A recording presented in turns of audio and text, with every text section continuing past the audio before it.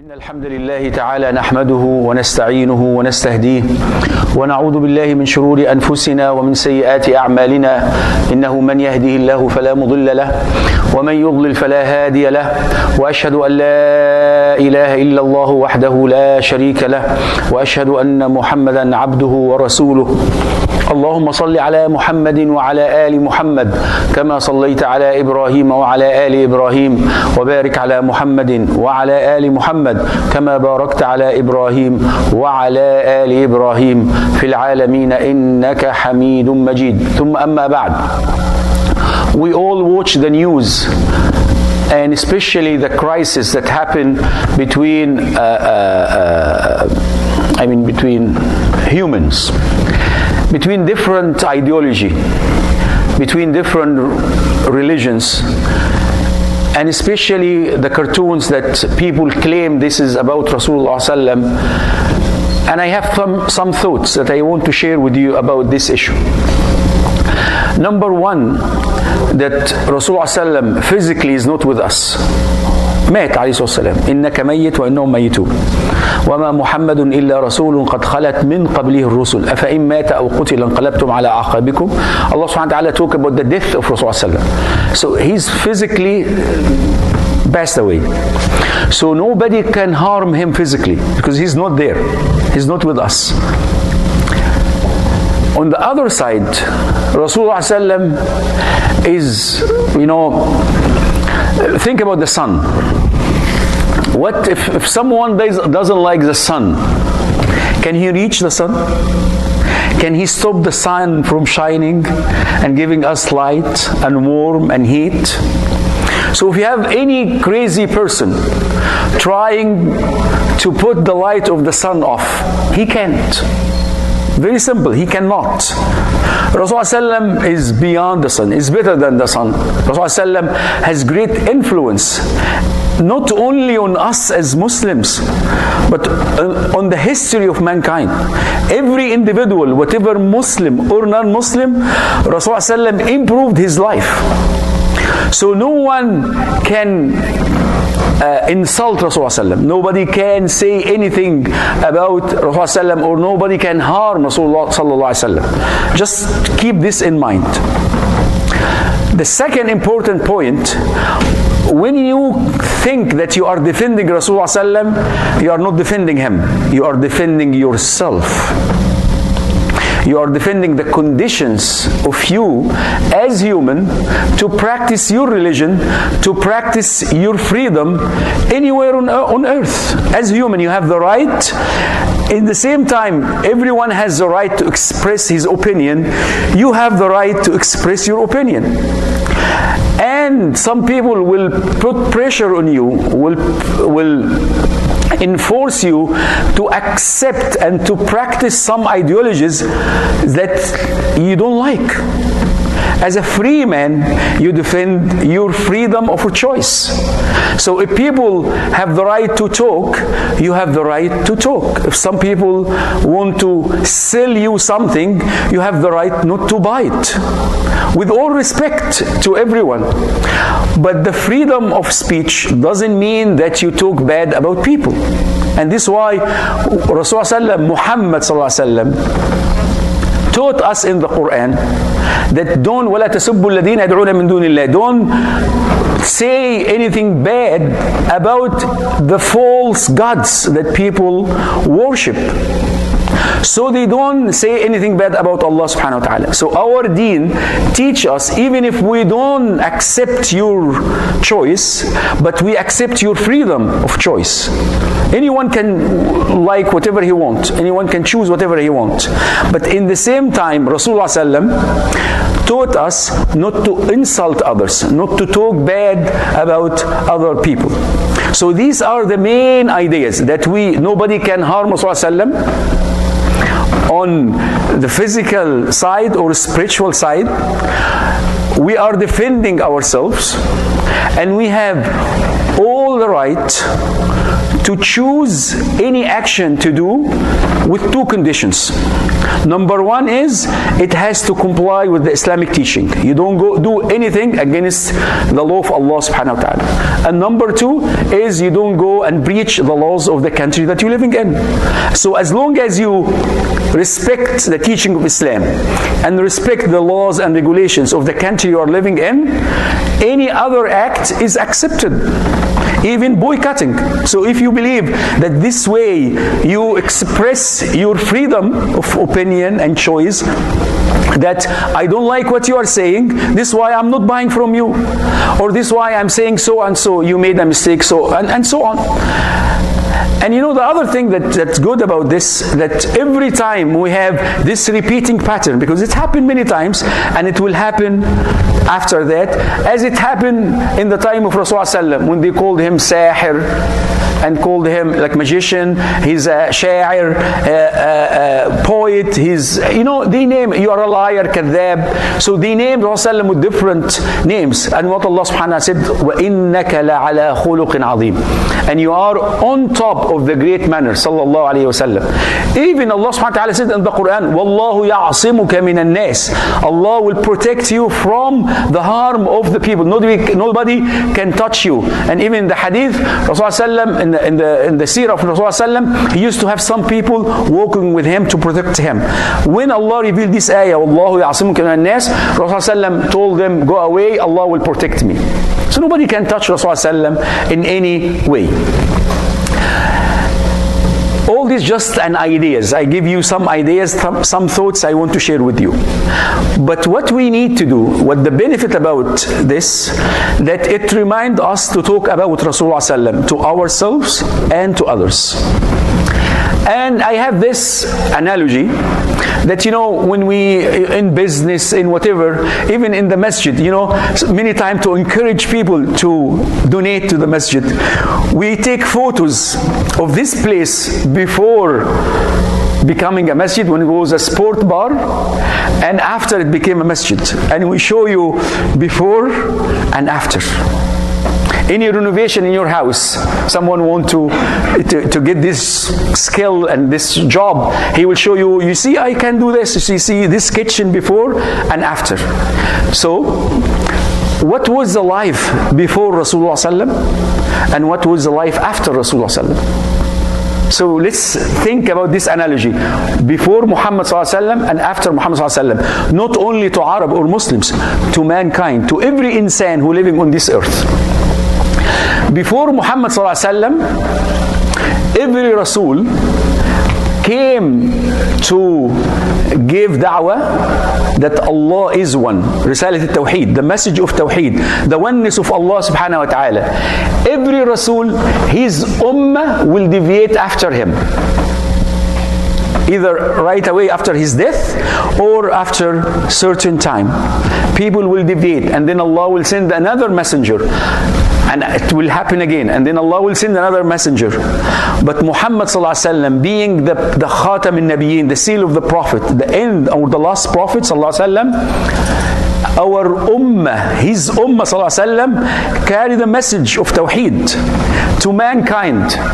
So Rasulullah ﷺ, before him, the Tawheed was like a sine curve. It goes up and down, up and down, up and down.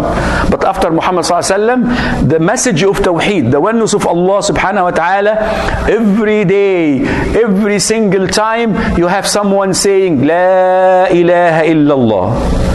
Everywhere on earth, you will see someone carry this message, La ilaha illallah. To remind people there is only one God created this universe, and there is only one God we have to worship. Before Muhammad sallallahu alaihi wasallam, people used, or reading and writing was a privilege to the elite, Ilyatul Qawm. Special people, rich people, have only the wealth and the ability to learn even reading and writing. But the average people, they don't have this privilege. And even you study the history, they have even in ancient Egypt, they have a statue to a man sitting and writing, and called Al-Katib, the writer. It was a job just to be a writer. So people who doesn't know how to read and write will come to this writer. Can you write a letter for me? Can you write this for me? And you give him money. It was a job. And even I remember when we were young, in front of the official building, they have a man. And this man has a table and chair, and he sits on the front of official buildings, and people, simple people, they don't know how to read and write, they go and give him some money, and he will write for them, fill the forms for them, for any official need. Say you want to get your passport, but you don't know how to read and write. So you go, you give this guy money, and he will, okay?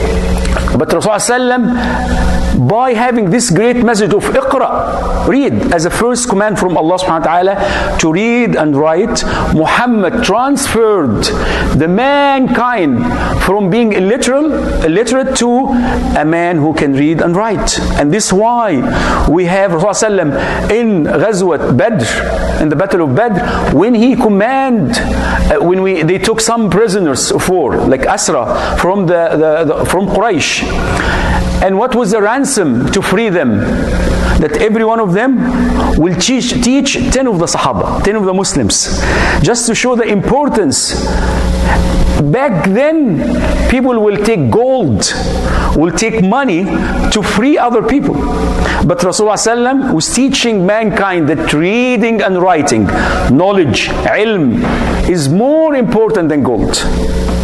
And this is why, starting from the Muslim Ummah, spread it all over the world, reading and writing became a habit, became a norm to every insan, to every human, to read and write. Before Islam, it was only for the elite, it was only the priests, only the rabbis, only in certain areas, whatever religious institute or certain institute that they have this knowledge, they kept it for them.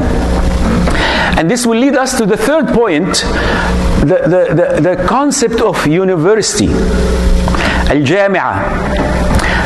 If you search, inshallah, when you finish the khutbah, go home and search for the oldest universities existing up to now, you will find 3. One, Jamiat al-Zaytuna in Tunisia, in Tunis. Jamiat al-Azhar in Cairo. Jamiat al-Azhar in Al-Qahira, or Misr, Egypt. And the third one, I forgot the name, in Italy. Maybe Napoli or whatever. But these are the 3 oldest universities on earth. More than 1,000 years. And when you, subhanallah, Muslims, because of reading, because of Muhammad sallallahu alaihi wasallam, before Muhammad, we don't have this concept of university. It's al-jami'ah, where the people of Islam, the ulama, the people who has the knowledge, the scholars, will sit inside the masjid, will teach people about their religion, how to pray, and the fiqh and hadith and all of that. Beside, they start to teach about math, physics, medicine, all this great knowledge that people have to learn. And because of this happening, yujma', it was collected in one place. The masjid have 2 names. It has the masjid from the word to prostrate to Allah subhanahu wa ta'ala, to make sujood to Allah subhanahu wa ta'ala, or al-jami'ah.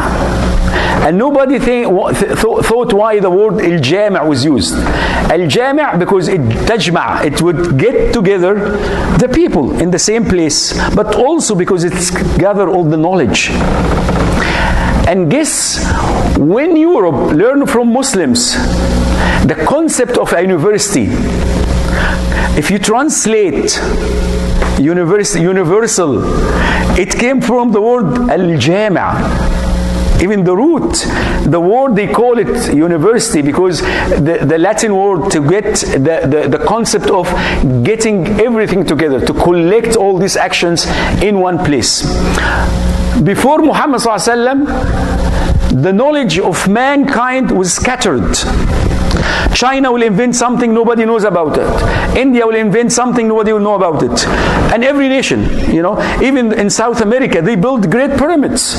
And they have great shapes. And the Inca civilization has a lot of great knowledge in astronomy and building. But it stay there. With Muhammad sallallahu alaihi wasallam, this was before Muhammad. After Muhammad sallallahu alaihi wasallam, what happened?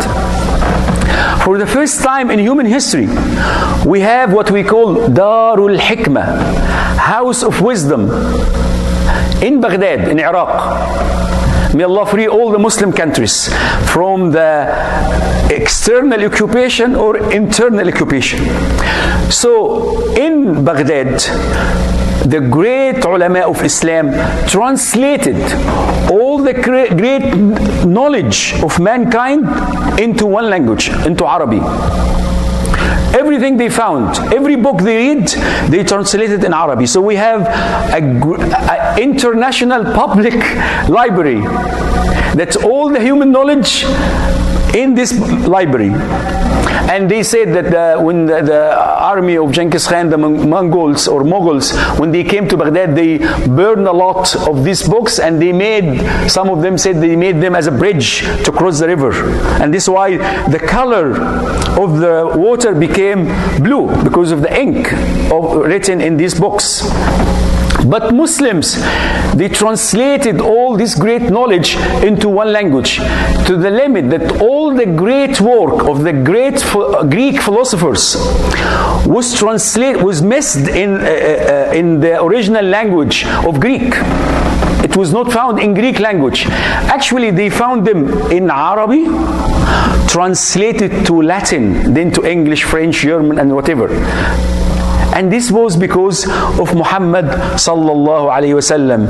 The picture, the condition before Muhammad and after Muhammad sallallahu alayhi wasallam was completely different. أقول قولي هذا وأستغفر الله لي ولكم فاستغفروه إنه هو الغفور الرحيم.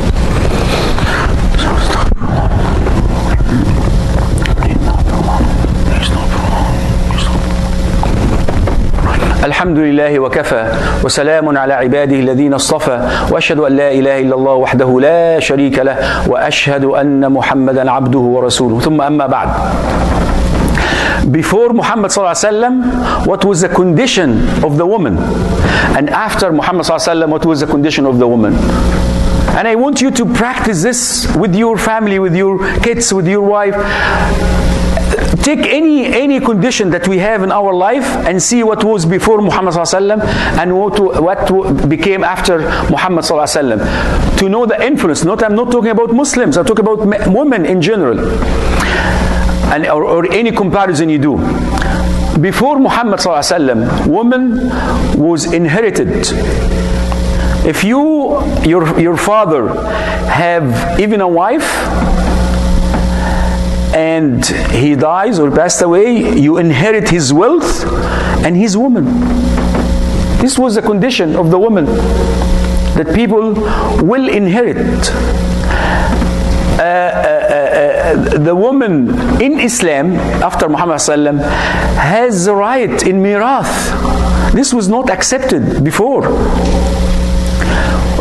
Women became scholars of Islam.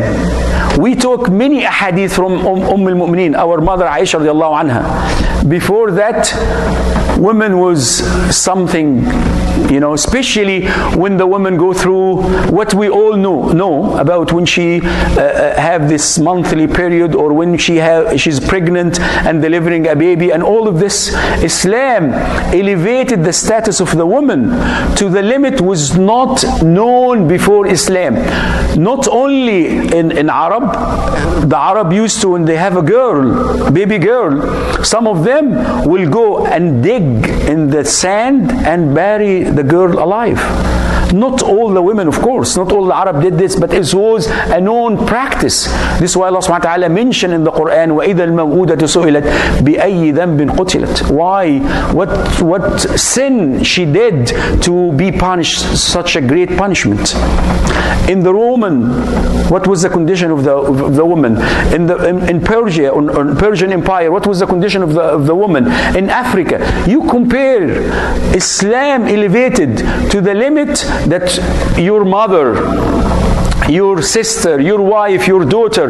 Many ahadith, he said, like, if you have 3 girls and you raise them properly, you enter Jannah. One Sahabi was sitting, he said, what about 2? He said, for 2, even for 1. So if you have 1 girl and you raise her well, Allah will guarantee you Jannah.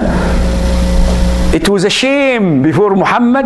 Now it's something to be honored and respected after Muhammad ﷺ. The last thing, slavery. Islam. Before Islam, what was the condition? If someone have slaves, of course people used to fight, and they take the defeated army as slaves. Islam, when it came first time with Muhammad ﷺ, of course they have to live the conditions, but Islam prevented slavery from increasing. But in the same time, for the first time, for any religion to make عتق رقبة, free a slave, is a kafara for any sin. If you make any sin and you want Allah to forgive you, number 1 is to free a slave. So Rasulullah encouraged people to free slaves. All the other nations at the same time, they will take slaves, while Islam after Muhammad start to free people. And we are talking in the United States up to the 60s. The black people have no right to sit in a public bus. This was in 60s, which is 50 years ago. In the United States, if you are black, you are not allowed to sit in a public bus if a beige man, because there is no white man, if a beige man came to the bus or from Europe, he has to stand up for him. While we have back then with Rasulullah with Muhammad Bilal was a slave, Zayd was a slave, and they became Usama ibn Zayd. His son was a slave to Khadija, to Muhammad and he became the leader of the army. And we have great ulama who were dark skin, have dark skin.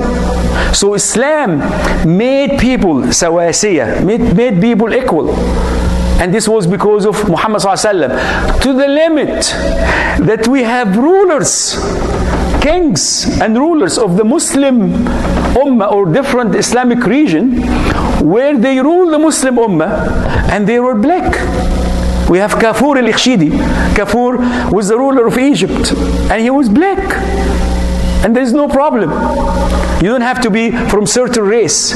Islam came and make all people equal. So before Muhammad ﷺ, you have to be the son of the king and the grandson of the king, and your blood has to be blue, even there is no blue blood. But you have to, you think you are different. Where Islam, Rasulullah didn't appoint someone after him. So we have Abu Bakr, not related to Rasulullah family. Then we have Umar, not related to Rasulullah family. Then we have Uthman, not related to Rasulullah family. So Rasulullah destroyed this concept of the ruler to be captured or to be owned by one family. It will be the most qualified person to lead the ummah. So freeing people, the whole system that when they talk about the French Revolution and what it brought to our modern history, this revolution was happened with the time of Muhammad ﷺ, before Muhammad and after Muhammad. There is a lot of comparison that you can make what was before Muhammad and what became after Muhammad ﷺ. We ask Allah subhanahu wa ta'ala to help us to follow the sunnah of Muhammad ﷺ. And we ask Allah subhanahu wa ta'ala to help us to defend ourselves in the right way, in the proper way. And we ask Allah subhanahu wa ta'ala to bring peace and equity or equality with all the mankind, that we live together in peace and in harmony. اللهم علمنا ما ينفعنا وانفعنا بما علمتنا وزدنا علما. اللهم ردنا والمسلمين إلى دينك ردا جميلا. ربنا اغفر لنا ذنوبنا وكفر عنا سيئاتنا وتوفنا مع الأبرار. اللهم انصر الإسلام والمسلمين في كل زمان وفي كل مكان. ربنا آتنا في الدنيا حسنة وفي الآخرة حسنة وقنا عذاب النار. وآخر دعوانا الحمد لله رب العالمين. وقوموا إلى صلاتكم.